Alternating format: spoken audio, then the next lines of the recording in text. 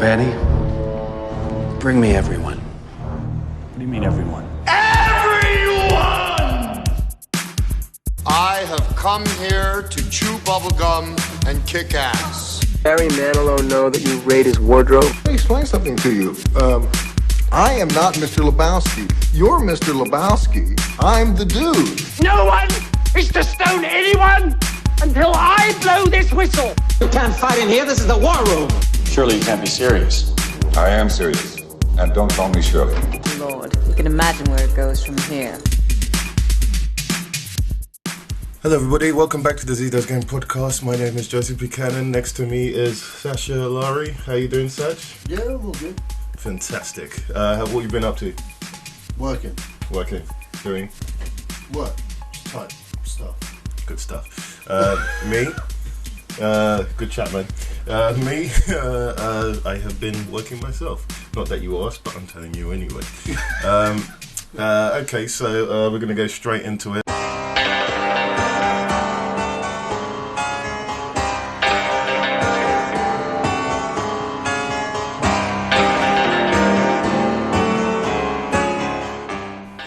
To the films that the trailers that dropped this week, and that would be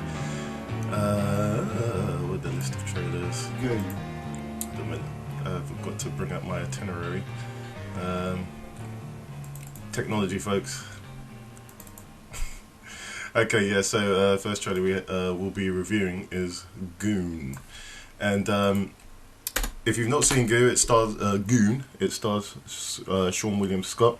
This is actually Goon 2 that we're looking at, and from a perspective of someone that doesn't really like hockey, or even the first film that much, the first Goon film. Goon's about a hockey player, if you don't know, and Sean William Scott is playing this Goon.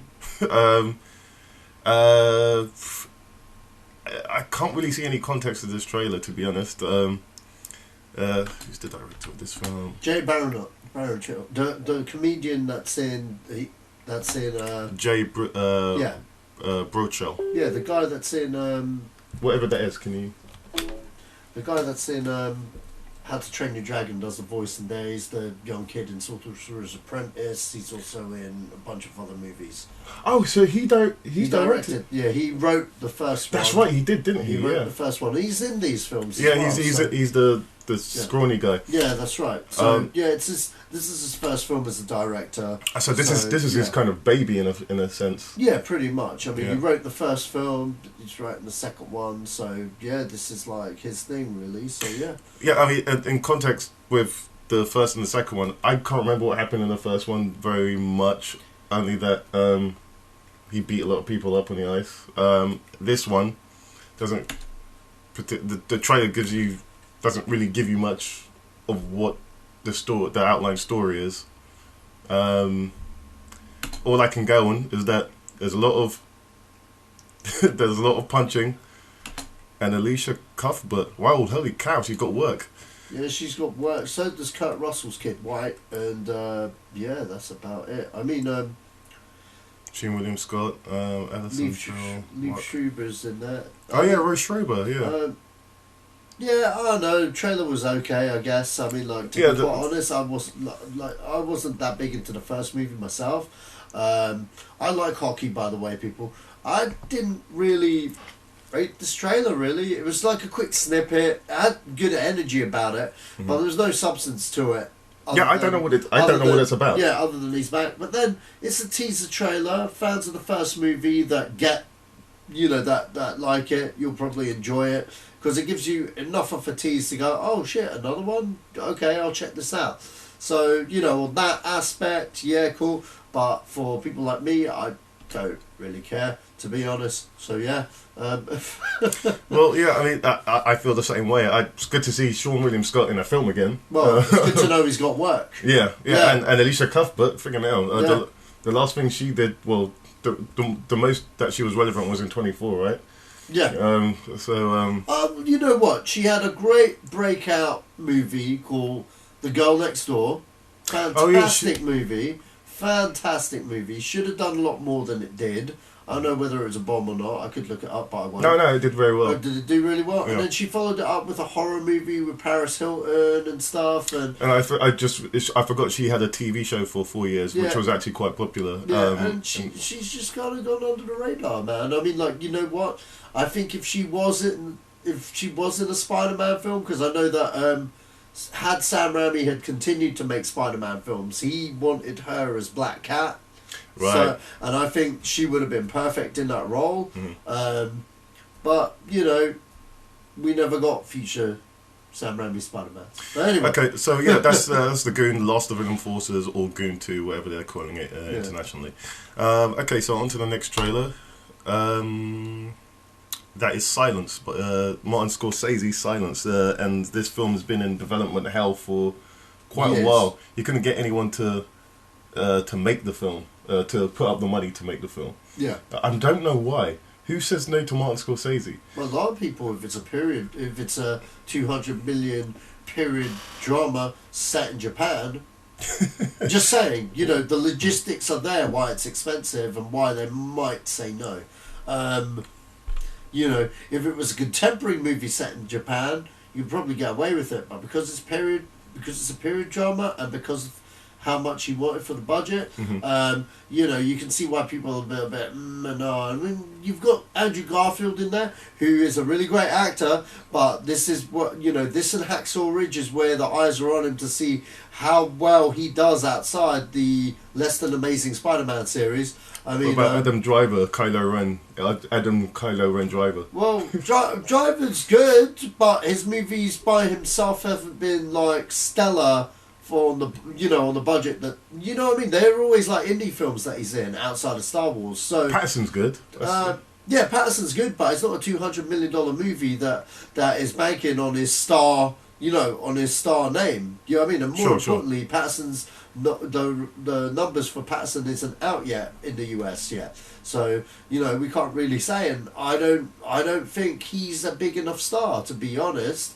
After Star Wars, I disagree. Well, we'll see how much Patterson does by the end of the weekend, but I don't think it's going to make mad money. Of course not. It's an indie film. Yeah, of course, yeah. But what I'm trying to say is, you've got good talent in here. You know, you've got Liam Neeson in here.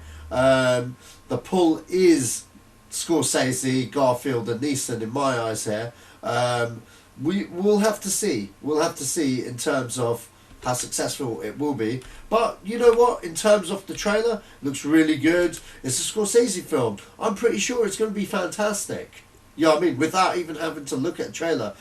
Martin Scorsese is one of those directors. You could say he's doing a kids film comedy, and I totally believe it'd be like a fantastic piece of cinema. Not even it'll be a good film. A fantastic piece of cinema, because Scorsese is that name. You know what I mean? He's that kind of director. He's never done a shit film. He's never done a dog shit film. He's only ever done like that was okay. You know what I mean? There's a part in this trailer. But there's a part in this trailer that really disturbs me, and it's they've got these two guys on a crucifix, and you see one part of the trailer where it's by the beach, and then towards the end of the trailer, these guys are submerged in the sea, and just about to drown. That you'll see it in a second. That would scare the crap out of me if I was in that situation. And the way he shot it, he shot it in context from one end of the trailer. By the time you get to this point, just these guys are gonna die. They're dead. And they've gone to a part of Air of Japan, which is quite terrifying. If you landed in Japan and this era of the Civil War it was going through, it would have been terrifying. So, am I correct in saying they're preachers going off to preach the Lord's work in Japan? Yeah, they're Christians trying to teach the savages how to be Christian. In essence. Right. Okay. You know what? That's going to be a very interesting movie. You know what? The other thing, I can also see why it didn't get funding, because it being on that subject of, you know, that subject matter and stuff, you know, depending which way he goes with the movie, you know what I mean, could be quite controversial. Mm-hmm. You know what I mean? Especially in this day and age, you know. So, but then that's why it's going to be a fantastic movie. Yeah. Do you know what I mean? That's why it's going to be a fantastic movie. But yeah, Scorsese can do no wrong, and even if it bombs, he's still going to make another film. There's no doubt about that. You know what I mean? I can't see this bombing. No, but you know what? I mean, like he's probably one of the best filmmakers of our day and age. So Yeah. you know what? Yeah, looking forward to it. Okay, so that's the end of the trailers. On to the... But- sorry. Yeah, with the most important trailer. Army of One. Okay, so Army of One with Nicolas Cage. This is the most zany... Okay, may I say this is not coming to cinemas. It's coming straight to Netflix or like. Oh no, Amazon it's what's it coming out on? Was it straight to DVD or Blu-ray? I don't know. But I don't know. I'm just looking for the. It's right at the end. Yeah, I know. Oh, right, okay, so it's on Blu-ray and DVD. And alright, from the 15th of November on demand, Blu-ray, DVD.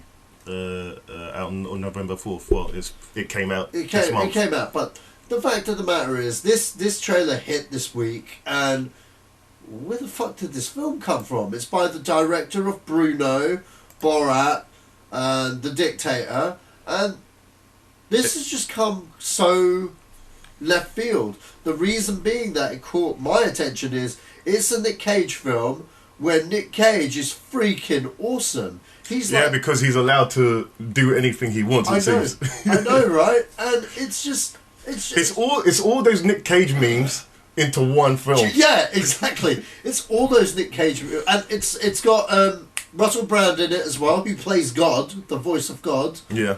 And it looks fucking crazy. He basically plays a guy, a middle-aged guy who's decided he wants to personally train to take out Osama bin Laden. And he's on a quest. He thinks that God has told him to personally do it. So he's travelling from the States to Afghanistan to go there to hunt him down with the samurai sword. He's totally playing a nutcase. And apparently it's based on a true story. Apparently it's based on a true story. Whether that's a marketing ploy, or whether it's actually based on a true story. If they say they can't say it's not if it isn't. So, really? Yeah, they can't. If it's, I think it's the way it's worded. If it's written in the context that it's a true story, then they have to write it a certain way. But if they say based on a true story, then it's based on something. Based. Yeah, it's based on something. But it's like Fargo always starts at the beginning. This is a true story. Right. Okay. Yeah. And so it depends on how you write in context to what really happened. Okay, fair enough. Well, either way, he plays a guy called Gary. You know what? You know what? Cage is looking the most different he's ever looked because he's out of shape. He's out of shape. He's got big. He's looking more like George Lucas. Yeah, like he's got like a big bushy beard, grey beard. He could play Santa. He's got a bit of a ponytail thing on. I think the closest fit, he just looks like a mad scientist. Yeah. He looks like one of those scientists you keep like locked in a basement, and he's been out for the day and just going nuts. And I don't know what he's doing with the samurai sword, but he's on a mission, bro, to get Bin Laden. But you know what? This trailer is the funniest trailer I've seen all week. Check it out if you haven't. It's called Army of One. And I'll leave it in the description. Check out the film because I haven't checked it yet, but I want to check it. Well, so if you're watching this on YouTube, you can just click on the image of the poster and it will send you straight to the trailer. So yeah, go for it.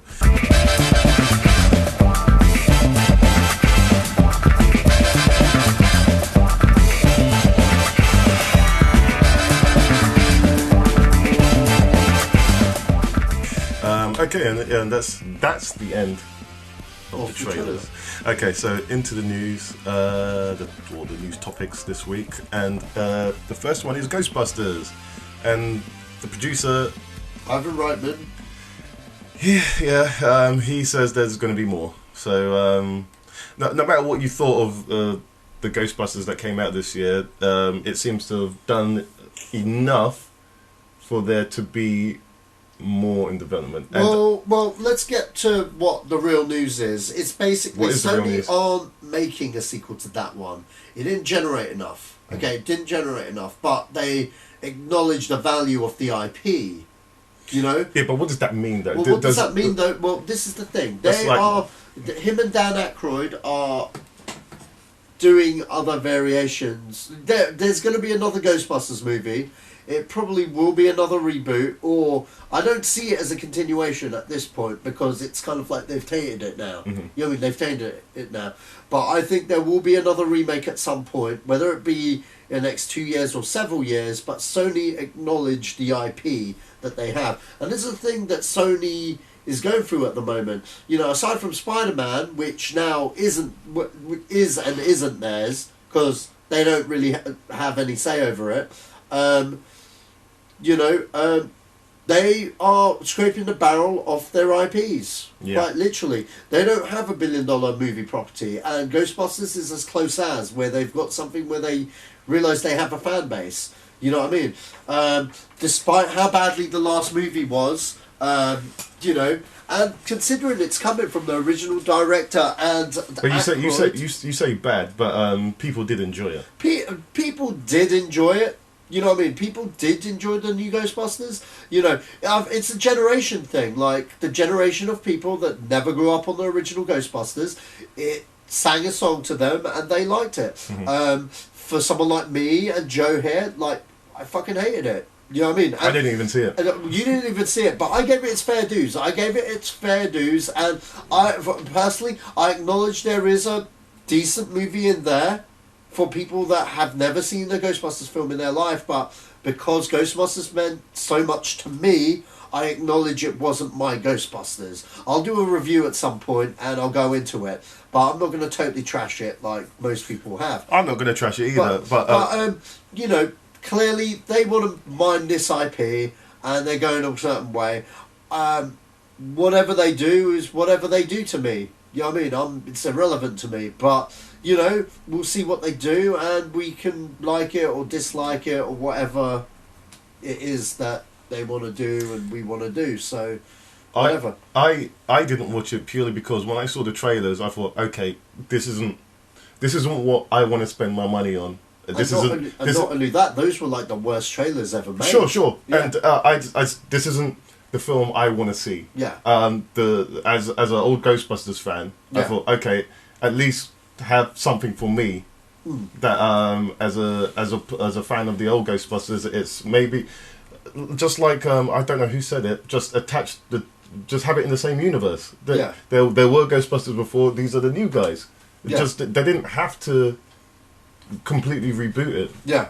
They could have just reignited it. Yeah. And it was a big case of producers at Sony's looking for controls. Now that the CEO has changed over, we'll have to see whether Tim Rothman will allow Ivan Reitman to do what he wants to do. Yeah. You know what I mean? Like, Ivan Reitman was constantly fighting with the old CEOs to get his version the way he wanted, and he just gave up. You know, when Harold Ramis died, he was like, well, there's no point. Yeah. You know what I mean? I think that was kind of the nail in the coffin of any hopes for a real Ghostbusters 3, but, I mean, this experiment has been let loose. It fucking bombed. You know what I mean? Paul Feig is now doing Spy 2 for Sony. You know, and that's obviously a sign of, like, shit, you know what I mean? Like, this thing's going to tank. Or, you know what I mean? It was a fair thing, just in case. You know, it had something to go back to. But, you know, he himself has said they've not had any talks since the movie's come out to continue the adventures of those girls. So, you know, this news from Ivan Reitman, I actually believe that him and Dan Aykroyd are cooking something up. But what they're cooking up, I couldn't really care less. Okay. So, yeah. Well, good luck to Sony with that. Yeah. Okay, on to the next Cool news. story, bros. On to the next piece of news. And this is quite a big chunk. But it's all Star Wars related, so I'll start off with the first one. And that's Bail Organa is going to be appearing in Rogue One. And Satch, that will mean more to you than it does to me. I know who Bail Organa is, but Well, you know, it was a given. I've been saying this for time. Bail Organa, best cameo in this movie, and you know what I think is really funny? He's in all of the trailers, but they've actually like hidden him really well. Like you see his cape. They've like blatantly tried to like cover Jimmy Smith's face in everything. You know what I mean? And you know, they've more or less announced it now. He's in the movie. He's announced it himself. And you know what? Now that I've seen what he looks like in the movie, you know what? He looks the appropriate age. He's aged right for that role. Mm-hmm. You know what I mean? He looks... It's consistent. It is consistent. And, you know, it'd just be real interesting. You know what? I don't know whether the whole movie takes place before A New Hope, or do you think... apparently by the time the film finishes, it's 10 minutes before the first scene. Really? Yeah. Oh, okay. I thought maybe we'd get Alderaan destroyed from a different point of view. Because that would have intrigued me. That would have been very different, because then you would have seen Bail Organa get fried. Or not. You know what? I'm going to start the campaign here. Bail Organa lives. That'll blow people's minds. That would blow people's minds. I'm sorry. That means he could still exist past episode... exactly. 8. Yeah, exactly. If they made him live, I'd go bravo Disney. Mm-hmm. That shouldn't change canon and whatever, you know, at this point in terms of new canon at all anyway. Yeah. Hell, even if it was in the old canon, it wouldn't even blow people's minds. You know what I mean? Yeah. People might have something to say about it, but I think that would be the biggest plot twist ever. You know what I mean? In terms of something we thought we knew, we didn't know. That's what I would do. That'd be clever writing right there. And in terms of Star Wars, especially in the era that it's set in, we need some sort of surprise. Yeah. Do you know what I mean? We need some kind of plot twist. If they had a scene where they showed that he's not actually on Alderaan, fuck it. He's in that Yavin base, right? Yeah. What if he's in Yavin the whole time? If he's in Yavin the whole time... Oh, then he's still alive. Then he's still alive. And they don't even have to go into why he was in A New Hope. We just know. You know what I mean? Oh, her father's there. Oh. You know what I mean? But she thinks her father's dead. Yeah. But then that makes no sense because of other stuff, you know, because, like... Then they don't have to address that. Well, no, I don't know. But anyway. Yeah. Oh, this is what I mean. If... Let's say he's still alive, he went into hiding or whatever, so that... Well, that's just it. I mean, like, he'd be branded a traitor, right? Because, to be quite honest, they don't know that Alderaan are part of the rebellion until they captured Princess Leia. Mm-hmm. So, do you know what I mean? Yeah, that's true. Actually. So, probably he would go into hiding. Maybe he's like, fuck, let's get the fuck out. You know what I mean? Mm-hmm. Done. I don't know, man. But interesting food for thought. But I'm excited to see Jimmy Smits back as Bail Organa. Maybe he'll actually have a role this time, because he definitely didn't do jack shit in the prequels. Well, yeah, that's another thing I wanted to say is that he did most of anything in episode 3, and that wasn't much. Yeah, exactly. But the fact that they haven't recast his character, or sorry, not his character, his the actor, shows that they still the prequels existed, and it's a good link. It's a fantastic link back to that era, and it just shows that they're not dismissing it. You know, like some people think that they are, which they're not. Because if you watch Star Wars Rebels, I do believe he does the voice for his character, because his character shows up in certain episodes, and there's loads of Clone Wars references in Rebels, like loads, especially in season 2. But yeah, anyway, which will bring me on to the next thing is the opening crawl in Rogue One. There is no opening crawl. Yeah, it's been confirmed by Kathleen Kennedy. There's no opening crawl in Rogue One. How do you feel about this, Joe? I don't think there should be, because it's not a main Star Wars film. You should only do that in the main Star Wars films, purely because if you're doing it's a footnote in episode 4 that you see Rogue One in, and so why should a footnote in the main episode have its own... Well, why should a side story to a non-episodic Star Wars film have an opening crawl?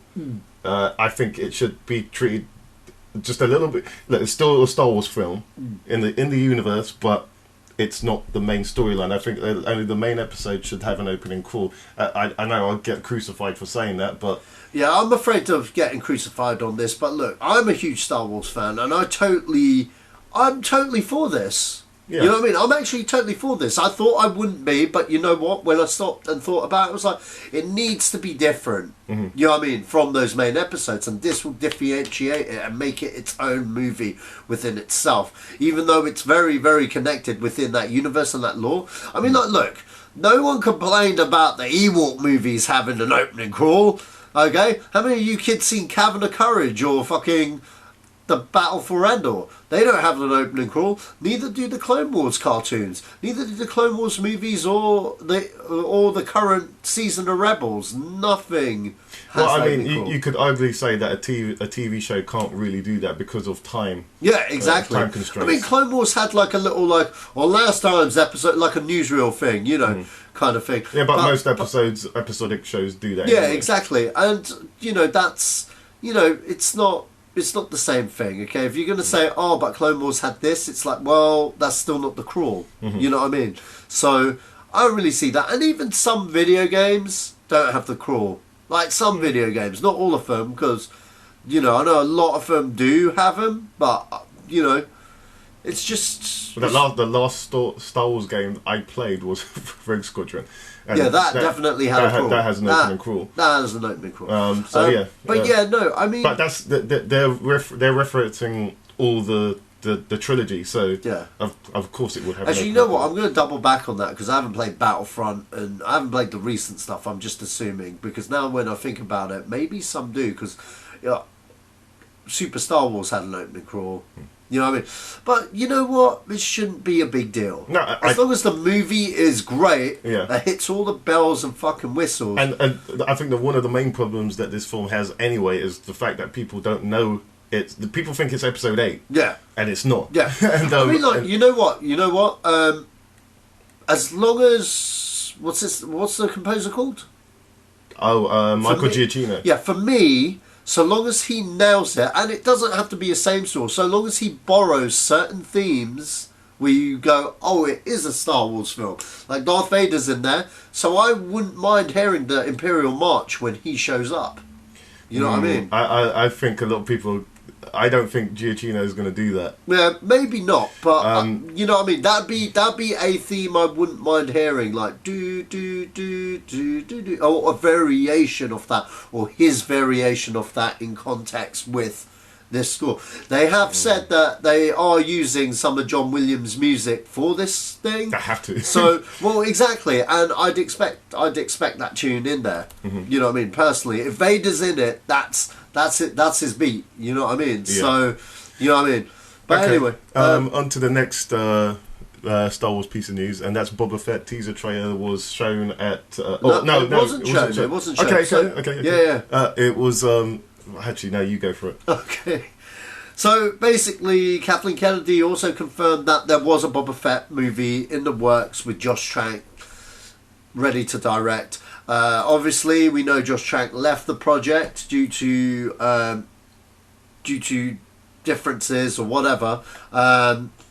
You know, and yeah, they had the trailer. They actually created a trailer. It wasn't anything. They hadn't shot anything. It was quite literally in vain of that first teaser of Rogue One, where they had the X-Wings and the Death Star, you know, in the background kind of thing at Celebration. 2014, I think it was, or maybe it was 14 or 15. Yeah, I think so. But yeah, you know, so it wasn't like actual footage of the movie. It was just, you know, something ILM had knocked up really quickly, just to go, yep, we're working on this. Here's a quick tease. I'd say it would have been in vain to that Comic-Con Batman and Superman trailer where you just had them looking at each other in a bat signal. Oh, jeez, Christ. Yeah. So I'd say it would have been but this is awesome news because it just goes to show that they were thinking about a Boba Fett movie. Kathleen, if you're looking for a director, I got an idea or two. So would you want to take? You know what? I would have said no. Like if you'd asked me a year ago, you said no. But I would have said no, and I've always said no. But now that I'm thinking about it, if it was a spin-off film, yeah. If it was a Boba Fett movie, I've got an extra, I've actually got a solid idea of what that would be. Yeah. You know what I mean? And I think I would say yeah to that. Only because I've got a solid idea of what that should be. I'm not going to bore you guys with that now, but, if you're listening to Lucasfilm, hey, I'll do that Boba Fett movie. All right, well, I mean, I guess if this turns out to be something, we can speculate if and who will be who would play Boba Fett. Would it be a Maui? Would it be a regular white dude? Would it be? It could be anyone. I mean, look, I think they should do the Judge Dredd approach. I think you shouldn't take off the mask and cast the big names as the other characters. Personally, if it was me, I'd do a reference to. I don't know. I'd play around with the idea of doing a reference where I'd get the actor that played Django in the prequels do his voice, but at the same time, I'd probably do something where something happens to the helmet or something, and he sounds like the original way.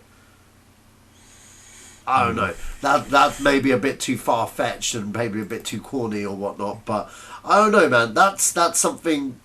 To come down, discuss further down the line. I'm not totally sold with that because of, it's all about pleasing a certain kind of crowd. Me personally, I didn't like the fact that he sounded like a Maui. I liked how he originally sounded like in Empire and Return of the Jedi, but then you got to think of the canon that's established.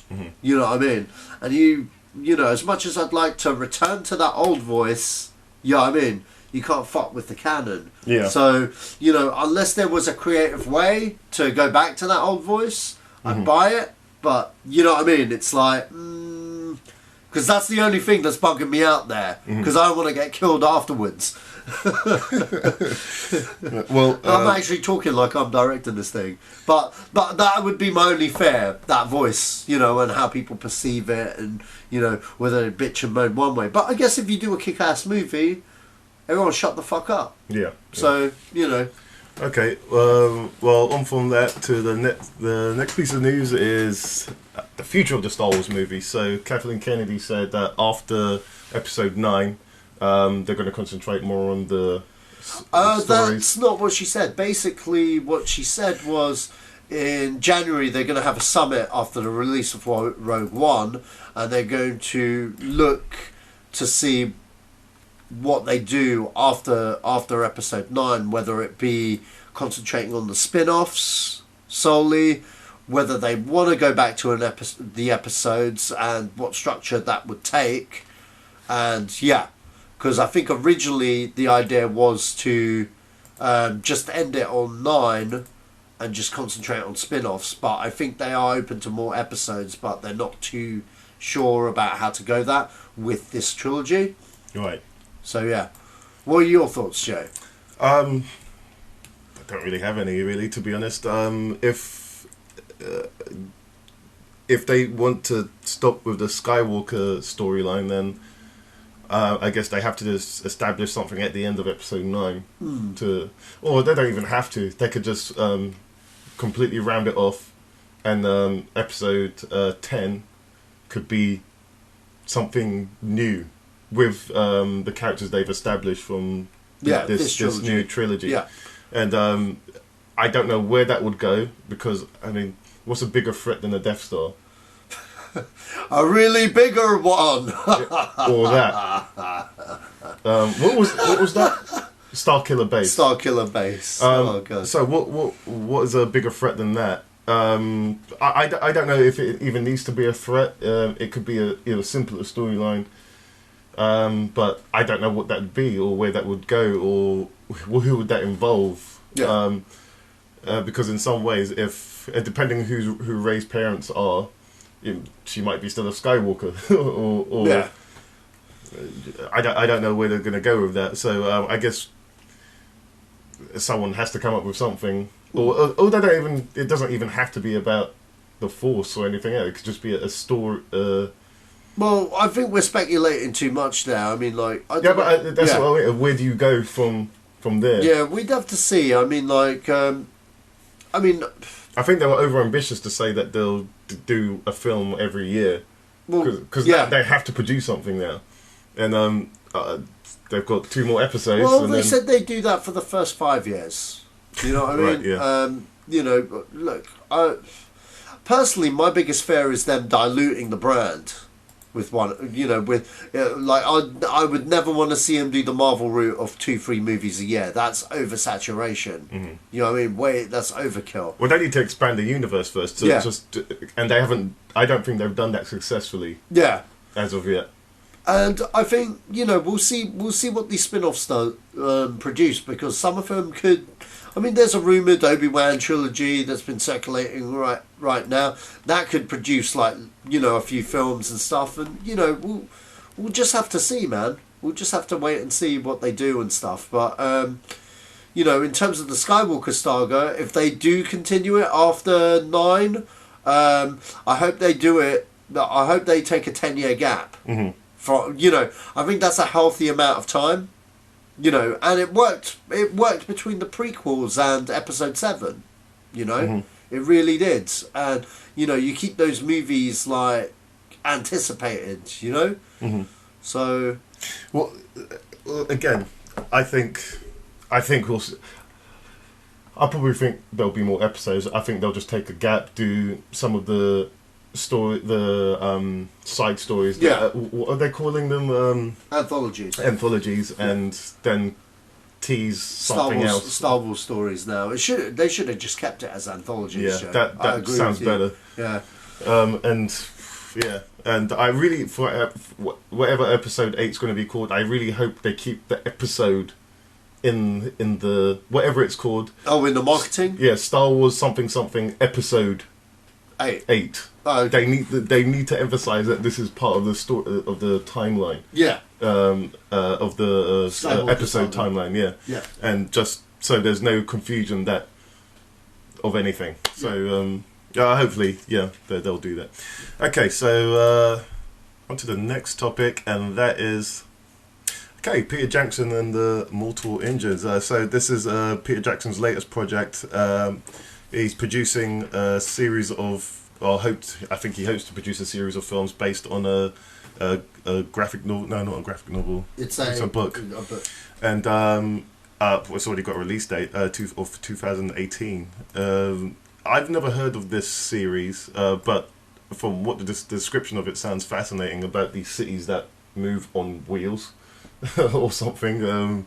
That's very anime orientated. Or that doesn't seem very Western to me. It seems more Japanese about like Howl's Moving Castle or something like that. It's not something I've ever heard of, especially for a Western director to.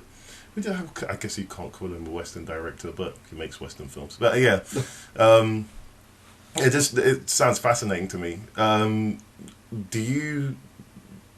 Do you even want Peter Jackson to direct anything? He's again? not directing this. Oh, sorry, to produce anything again. Oh, actually, no. What would you like to see Peter Jackson do next, as opposed to producing this? Then Peter Jackson, I want you to do Tintin, #2. Yeah. Why have they stopped? They've just stopped. Well, I think he's cooking something. We just don't know what. You know what? I would have loved to have seen Peter Jackson done after this. Mm-hmm. Another low-budget zombie movie like Braindead. He said he was. I remember throughout the original Lord of the Rings, people kept asking him then, and he was like, "Yeah, I would like to." Mm-hmm. You know what I mean? What I loved about what Sam Raimi did after Spider-Man 3 was do that little horror film he did. What was it called? He did some horror film. Drag Me to Hell. Drag Me to Hell, and that was great. You know what I mean? It was fun. It was funnier than it should have been. No. But that's his style. Yeah, that's his style of horror. He does comedy horror, and he went back to his roots by doing this small film, and then he did a big film like that Oz film.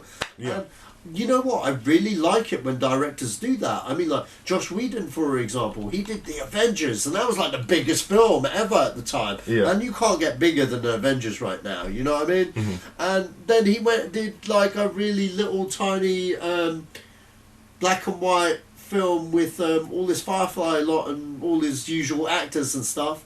That cost like, you know, a couple of grand to make. Yeah. And then he followed that up with Ultron. I've forgotten the name of the film, but you know, it's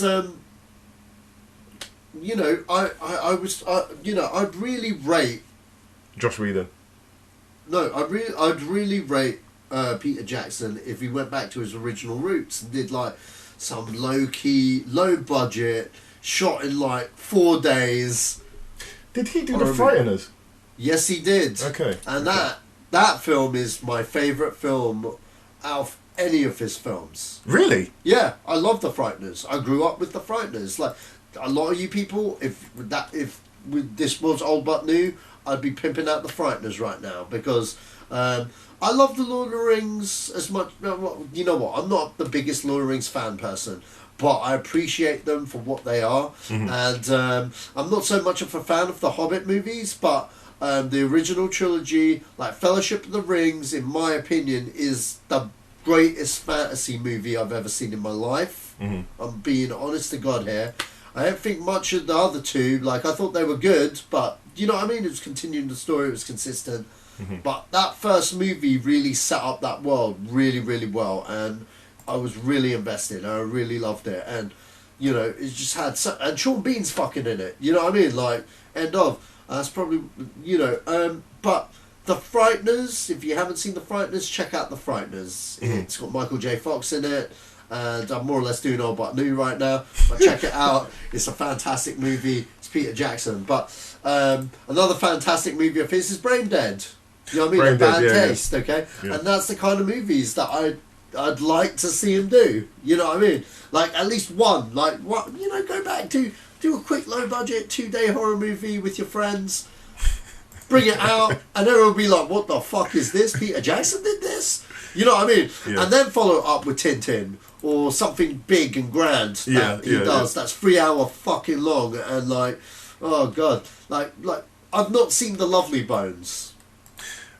Because I know it's going to be 3 hours long. It's not even that. The Lovely Bones is alright. Yeah? Yeah, it's not a great film. It's okay. I was worried when they got rid of Ryan Gosling and replaced him with Marky Mark and the Funky Bunch. For those that don't know, I'm referring to Mark Wahlberg. That's my name. Oh, right. Okay. I knew you were talking about it. I just couldn't think what you were referencing that to. I'll give you that. But go back to the main topic. Mortal Engines. Back to Mortal Engines. Yeah, it's been directed by Christian River. It's his first feature. It's he was the second unit director on the Hobbit trilogy. So, you know, it's basically his start. It's been written by Peter Jackson and his writing team of Philippa Boyens and I've forgotten the other one. His wife. I know which one's his wife, but they're two girls. The one that works with him in The Hobbit. They worked on all of his films. All of them, all of his films. Yeah. From Frighteners, from Heavenly Creatures onwards, I think. So Heavenly Creatures, Frighteners, Rings trilogy, Okay. Cog, Okay. yeah, everything. So they all work together in it. So yeah. Okay. Well, I guess there'll be more news when that actually goes into production. So stay tuned, folks. I tell you what, Peter. I tell you what. You should follow up The Hobbit with. You should make me a sandwich. I'm hungry right now, and I could really use one. Okay, this isn't going to be a long podcast today, so we'll be wrapping this up soon. Okay, on to the next story, and that's Alien Covenant. And Fox has moved the release dates of Alien Covenant and Kingsman 2. I think they've swapped dates. Alien Covenant's been moved up to what was it, May? Yeah, it was May. And that's... When a studio does that, that means they're very confident, or more confident in the property than expected. So it looks like this is gonna be the Alien film that they wanted to, or Ridley Scott wanted to reignite with Prometheus, and now I think because Prometheus made enough money to, I think out of all the Alien films, Prometheus made the most, right? And so. Just due to that, and Fox has clearly seen the film or seen a cut of it. So, let's move this film up, and that shows confidence. The last film that happened to was in recent memory was Mission Impossible: Rogue Nation. Yeah. They moved that from December to July, and that's a brilliant film. And so they clearly have confidence in this, and so they just unveiled the poster as well for it, and it's got that classic xenomorph image, and it just has run. And that's that's perfect. Yeah, that's perfect for a teaser poster. That's freaking awesome. I'm a big Alien fan, and I really enjoyed Prometheus for what it didn't. It just moved. It was asking different questions about. It was just asking a lot of questions, the questions that I wanted to know from the other Alien films, and that's where my mindset is. I think what other people were looking for from Prometheus was just more aliens, and they got more aliens, but in a different form of the engineers, and so this is I don't really know what to say to that. It just shows that they have confidence in this, and Sach. Yeah, well,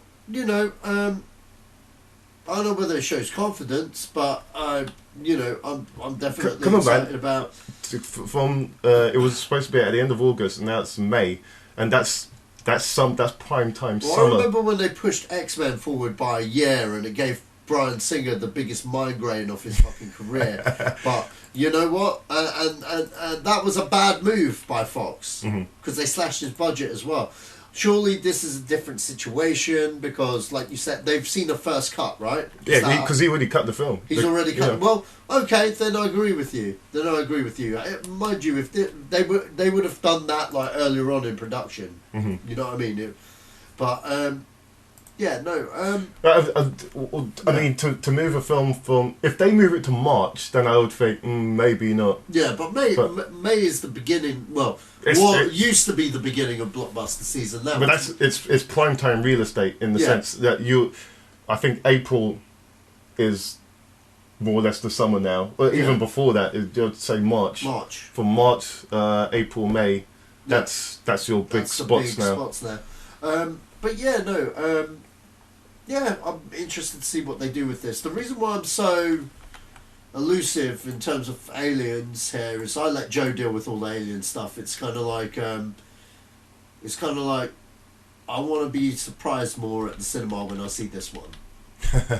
Do you know what I mean? Yeah. And I have full confidence in Ridley Scott. I mean, I actually didn't mind Prometheus. I love it as much as you, Joe, but I did like it. You know what I mean? And I agree with every dumb thing everyone says. Going, oh, but it's shit because of this, and it is, but I still liked it.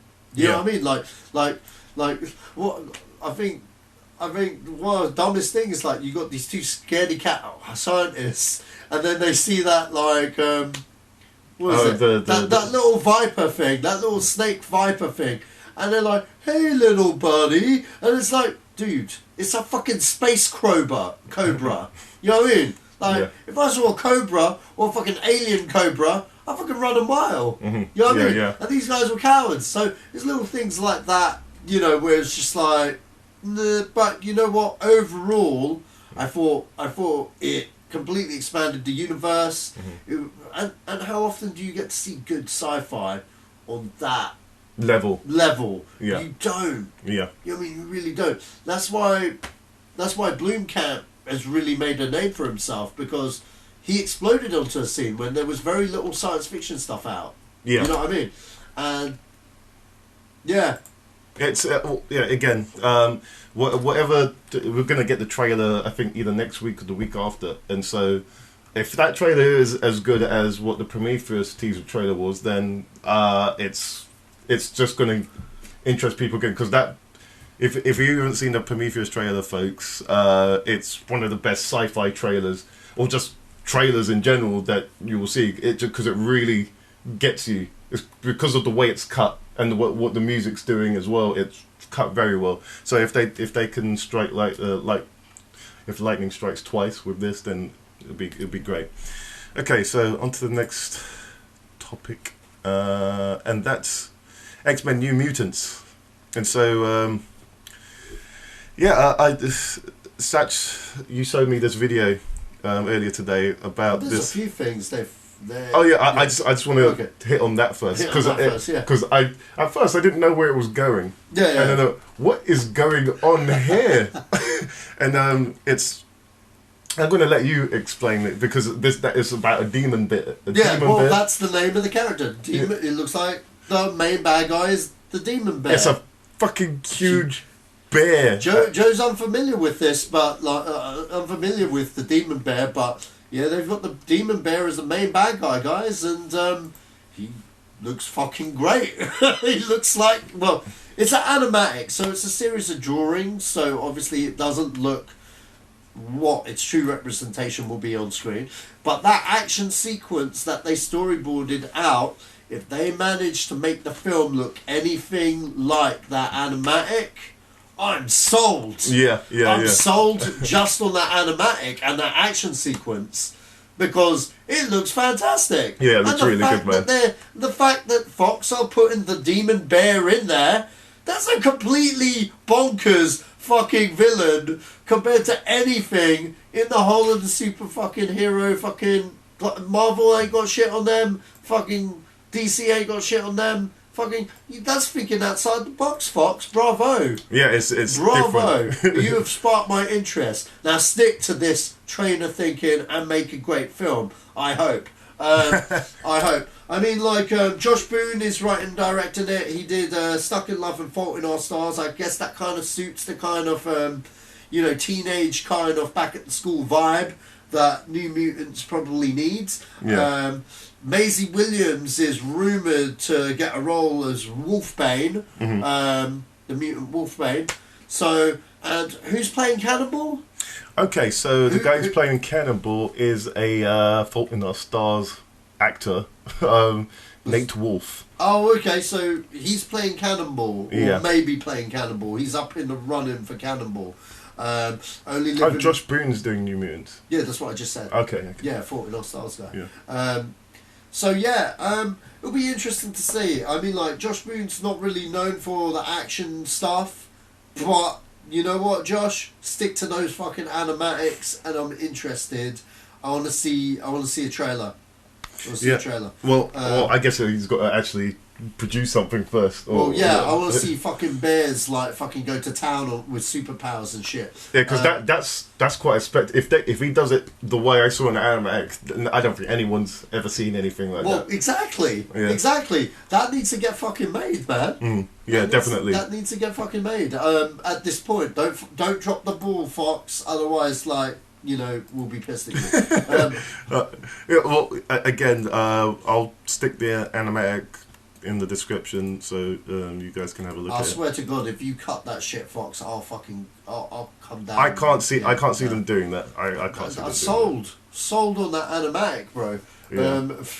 I mean, I can't say anything more about it. You just as you said, Satch, because it's an animatic, it looks kind of. But if you expand your imagination to thinking on a film scale to what that would look like, it's going to look amazing. Yeah. It's going to look so good, and so I'm excited for this now. I wasn't before. I mean, okay, New Mutants, animatic. What? I thought there'd be cars and shit, and just a guy doing this with pushing his hands forward with like sparkly shit coming out of his arms and stuff. Yeah. No, we got a fucking killer bear on the loose with fucking mutant powers. I'm down. And it can teleport. That's the thing. It can teleport. That's insane. That's freaking insane. So either way, there'll be more news on that as it comes.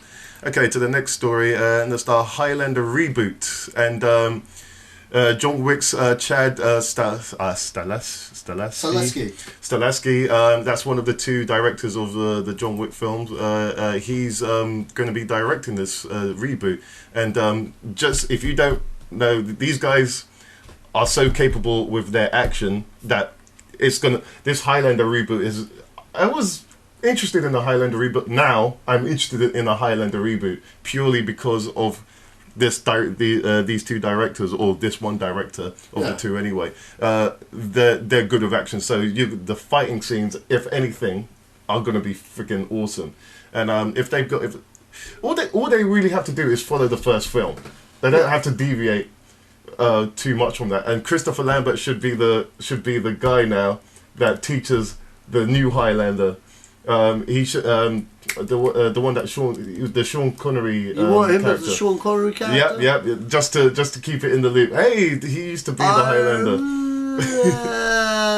I'm going to say something real controversial now, but a lot of people are going to get angry. I've never seen Highlander, but I've seen bits of it. I've not seen it, but the one thing I do know, Ramirez is Spanish, and considering this is a reboot, I'd like to see an actual Spanish person play Ramirez. I've always thought like Antonio Banderas or a type, someone that can fight. You know what I mean? Would be good. Yeah. Get someone Spanish for fuck's sake. You know what I mean? Like, if it's a reboot, let's do it properly. Have Lambert cameo in it, definitely. You know what I mean? In some sort of capacity, but... it could be his father or something. Yeah, I could buy that. He could be his father. Does his father show up in the original, ever? Not that I can remember. I think... his father... So basically... in Scotland, because it's set in Scotland, his father is the leader of that clan, which is the Clan MacLeod. Right, okay. And his son dies on the battlefield, and then he comes back and he disowns his son because it's just not natural he buried his son and he comes back, and so this isn't natural. He doesn't kill him, he just banishes him from the clan, and so that's when he starts wandering, walking around and whatnot. And okay, yeah. Well, there's a good role for him. Interesting. I don't really know much about the Highlander series. I saw one where there were aliens or something. That's the second film. Let's not talk about that. Okay, fair enough. Highlander could have been such a good franchise, but the second film really ruined it, and then they tried to overdo that with overlook the second film with the third film that discounts everything that happened in the second film.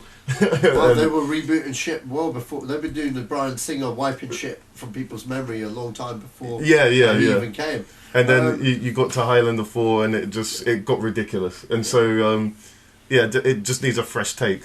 So this director, look, he's aside from John Wick. He was second unit on Captain America Civil War, Brothers Grimsby, Hitman Agent 47, Hunger Games 1 and 2, Escape Plan, Safe, Ninja Assassin, and he's worked as a stunt choreographer and stuntman for years on stuff like the Matrix trilogy and V for Vendetta and stuff. He's a good fit if you want an action director, and his stuff on John Wick was very, very impressive. It'll be interesting to see what he does with this reboot and what kind of take it is. I know Ryan Reynolds is no longer attached to the Highlander anymore, because he was at one point for a very long time, but now he is Captain Deadpool, so, So yeah, Deadpool. That's his name. I know it is, but it's just I just remember when he was coming up with the names in the film, and it went with the music as well. That was brilliant. Okay, well, more news as that comes along as well. Okay, so on to the next story, and that's Black Panther, and what's her actress? Angela Bassett is the mother of the Black Panther. She's Chadwick Boseman. She's opposite. She's acting opposite Chadwick Boseman as T'Challa. T'Challa's mother. So T'Challa. T'Challa's mother. And so this film's cast now. If you look at it, there's a lot of black faces in this film, and this is what I was telling my friend Imran. If this film hits big, you're going to see so many. They're going to be mining that black superheroes, and you'll see Blade get greenlit like that.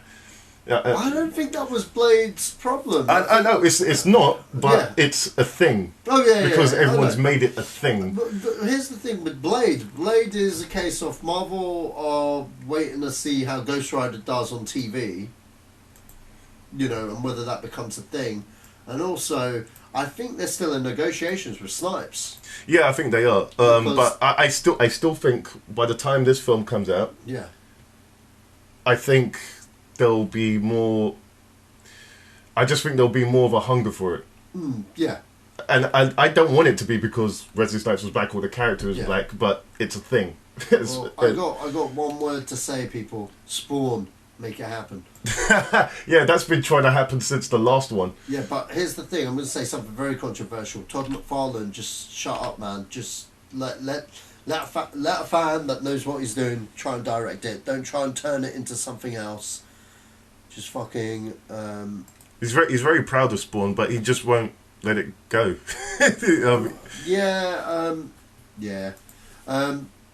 That's all I can say about Todd McFarlane. Spawn. But no, Spawn, you know what? Spawn, you know, when I was a kid, Spawn, I got like the first like 40, 50 issues of that stuff. Mm-hmm. It was really good, even though it takes 100 issues to complete his origin story. Just saying. It's, Spawn was a very unique kind of superhero, and I think a Netflix series would probably serve that a lot better than a movie ever could. But then again, I'm not against seeing like a Spawn trilogy. Mm-hmm. But it's just, I don't know, man. We'll see. I mean, again, I think you'll, just because of Angela, well, not even just because of Angela Bassett being in this film now. It's the sheer it's the cast. It's the whole casting thing of, you wouldn't have got this film 10 years ago. Oh yeah, of course. Or even 2 years ago. Yeah. This is going to make a noise, and I'm fascinated to see how it does around the world. Because this would be a hard pill to swallow for a lot of people. Yeah, that Eastern Europeans. Yeah, I'm looking at you. Well, I'm keeping my eye on it, just with bated breath. One to tell Imran, see, and another just to see how it's taken around the world, because this is something that hasn't really been done before on the budget that they're putting into this. So I would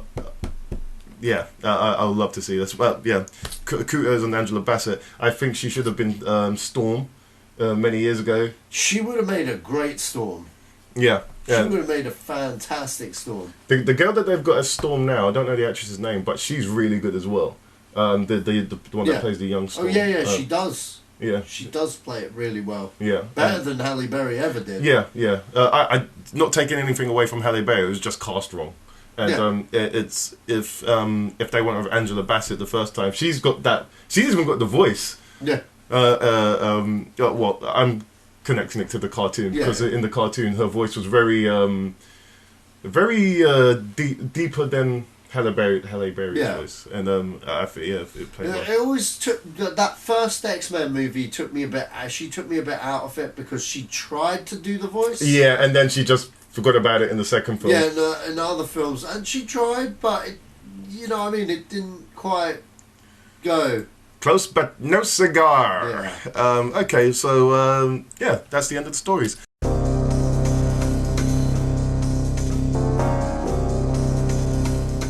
Okay, no old but new this week. We're going to jump straight to films opening this week, and the films on the list are Bleed for This, Mona, and Sully. Moana. Sorry? It's Moana. Oh, Moana. Excuse me. Sorry for anyone that is Samoan. Yeah, that's Moana. And so one is a Disney film, so it's clearly going to make money. And it's got Dwayne Johnson in it. And anything that he's in at the moment just turns to gold. Even if the film's bad, it's gold. Moana, from the trailers that I've seen of it, it looks very, very vibrant, very Disney-like. Is it a Pixar film or a Disney film? It's a Disney film. It's a Disney film. And that's an interesting thing for me anyway, because purely because I think the Disney film 3D animated films are starting to look as good as Pixar films now. Yeah, that's right. And I always assumed this was a Pixar film, and that's just showed me that they've reached that point now that I can't tell anymore. So I think that's part of Lasseter's magic. I think since he's been in charge of Disney, all the animation departments at Disney. He's like the overall guy now. Yeah. You know, it's done a big wonder for Disney animation in general, you know, because before he came along, it was looking kind of dire. You know what I mean? Like, real dire. And like, what do we... I mean, like, you know what? His first hand in producing was Meet the Robinsons and Bolt. Yeah. They weren't bad films. They could have been a lot worse. Like, Bolt was okay. Meet the Robinsons, well, that was an old idea of the old regime. He came in and fixed up a lot of the problems with it. It was okay. But the standout one, the Palme d'Or from all of them, was Tangled. Yeah. Tangled was fantastic. Yeah, that's a really funny film. And then from Tangled, it just got better and better. Yeah. Because by the time it got to Wreck-It Ralph, it was game over. Yeah. And like, they took that Marvel one, Big Hero 6. Yeah. Fantastic movie. It's getting its own TV series as well. Yeah, no. Using the same cast. And Stan Lee's back for the series. So. Oh, really? Yeah. He has a fantastic cameo. Probably one of his best. That guy just works all the time, man. Well, yeah. But yeah. I'm awesome. really looking forward to Moana of all of these. Don't bleed. It's Bleed for This. Bleed for This. And that's about the what's his Miles Teller is this boxer that gets paralyzed or something. Yeah, I mean, like, I'll watch it, but you know, I'm not expecting anything from it. But I tell you what, though, Miles Teller, though, I'm telling you, man, he's a fucking fantastic actor. Oh yeah, he is. Van Forstick aside, you know.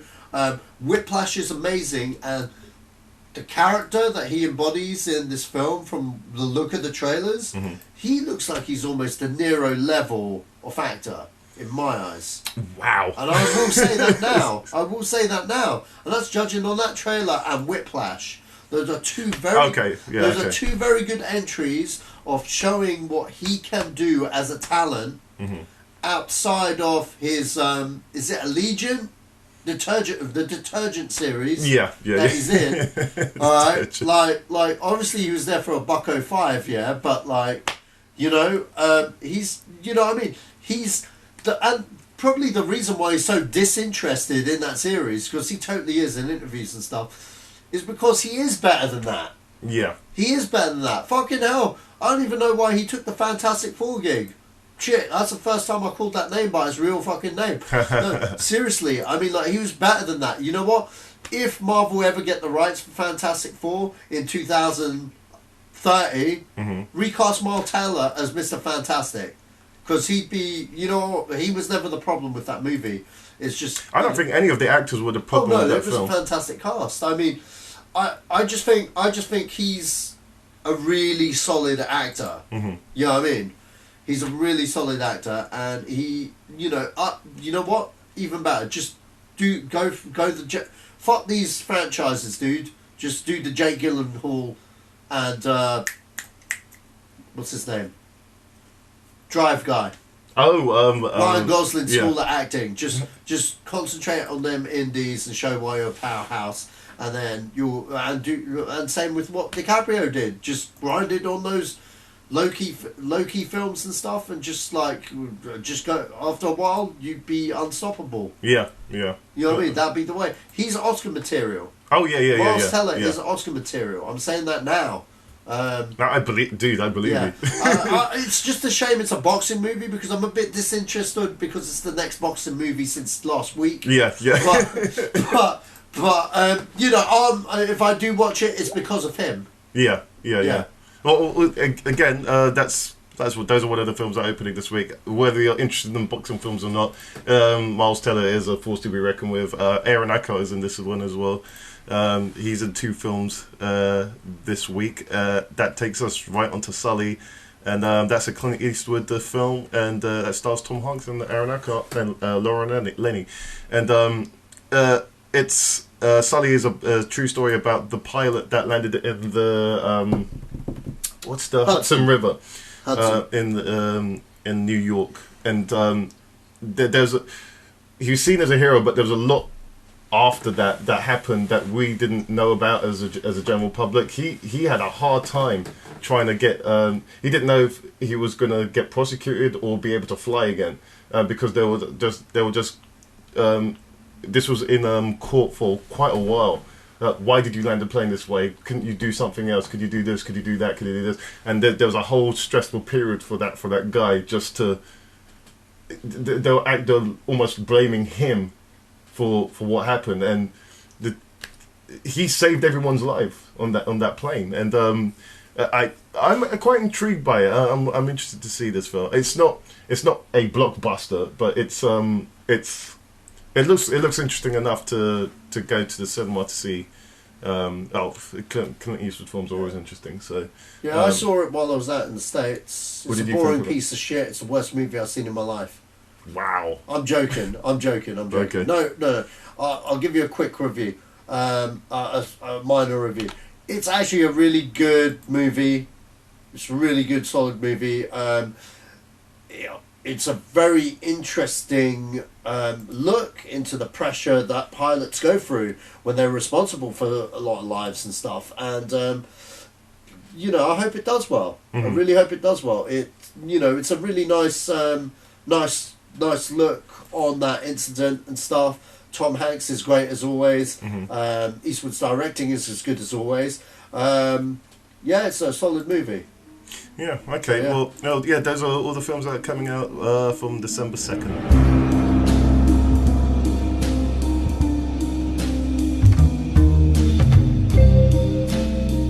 So, that's the end of the films opening this week. And on to the last segment, Film 20 Questions. And so, Sach, what have you got for me this week?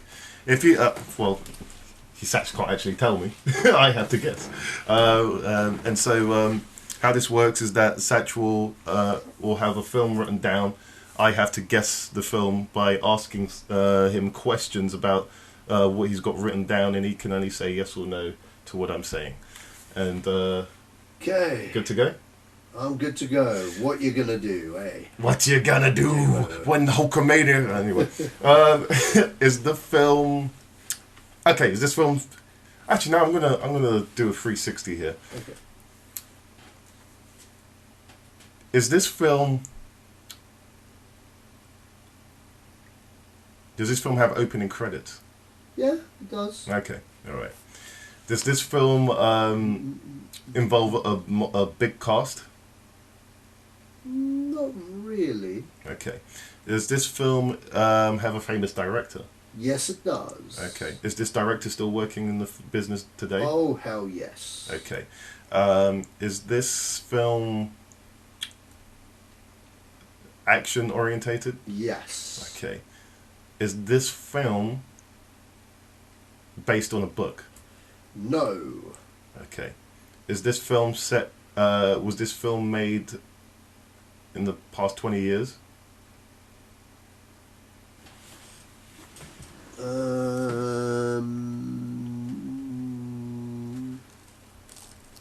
Give me a sec. Mm-hmm.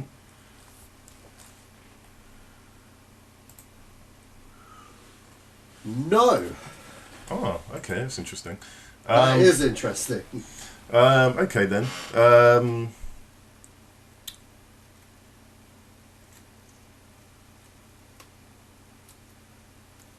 Are any of the cast famous? Oh yeah. Okay. Little clue. The fact I had to think about that, that 20-year mark, it's a little over. Okay. It's a little over. So, more or less, but only just. Is this over. film Jurassic Park? No. Am I in the right era? Couple of years off. Okay. Has this director made more than 10 films?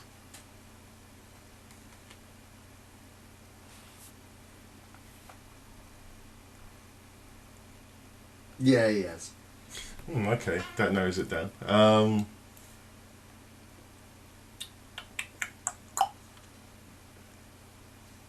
Just trying to work out how many films. Say again? Still trying to work out how many films he made, but he has done more than 10, yeah. Okay, is this director, is he about to make a new film? Yes.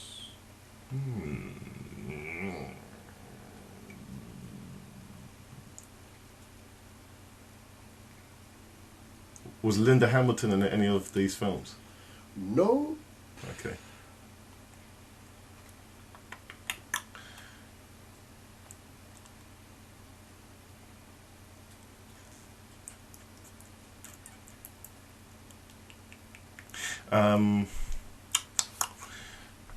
Okay.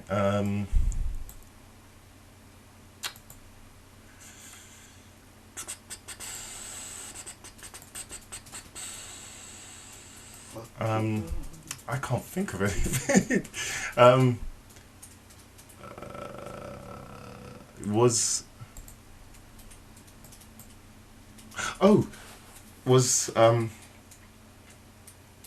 Does he use the same composer in all of his films? No. Did any of the films that this director made involve having gladiators in it? No. Okay. All right. Okay.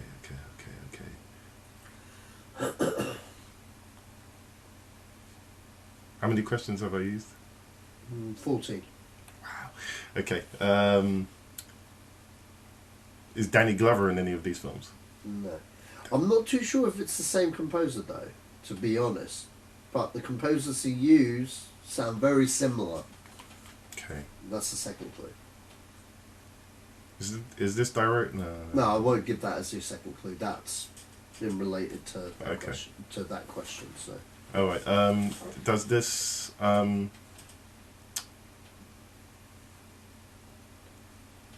Is the film that this guy's director making, is it action orientated? What, the films he makes? No. This new film that he's making.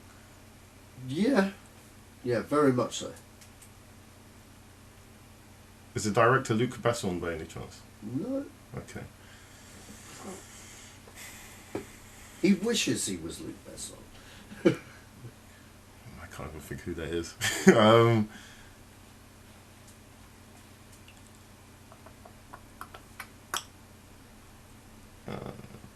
So would you say the films that this director's made, are they held in high regard? Is the director held in high regard? No, are the films he's made held in high regard? Not really, but to me he has a few golden gems.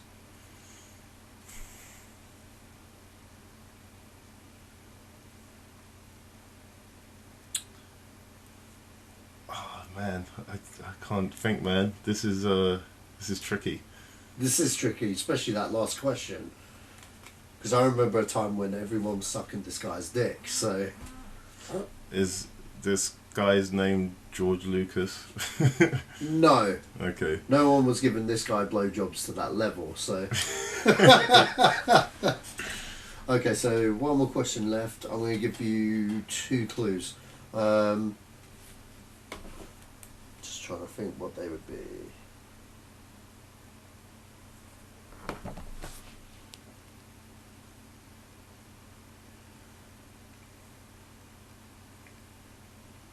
It's a body comedy. Mm-hmm. And it's a buddy cop comedy.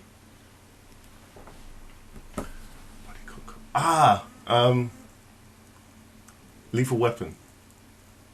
No. I don't know.